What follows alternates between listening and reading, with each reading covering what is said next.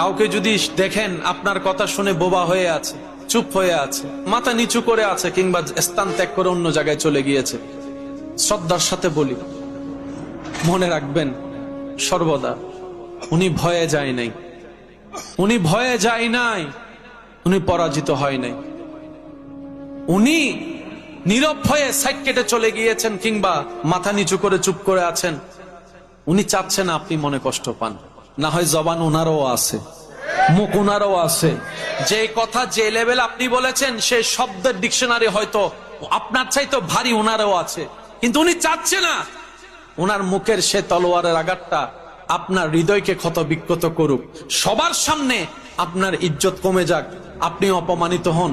চাচ্ছে না বলেই চুপ করে আছে, উনি চাচ্ছে না বলেই নীরব হয়ে আছে। আর এইদিকে উনি ধৈর্য ধরে নীরব হয়ে আছে, ওদিকে ওনার পক্ষ থেকে আল্লাহ ফেরেশতা দিয়ে উত্তর দেওয়াবেন। সুবহানাল্লাহ। মনে রাখবেন প্রিয় ভাই, মুমিন বান্দার ডিকশনারিতে লস বলতে কোনো শব্দই নেই। মুমিন বান্দার ডিকশনারিতে লস বলতে কোনো শব্দই নাই। মুমিন বান্দা কাটার ব্যথা পাইলো গুনাহ মাফ হয়ে যায়। মুমিন বান্দা উপবাস থাকলো আল্লাহ তাআলা রিজিকে বরকত এনে দেয়।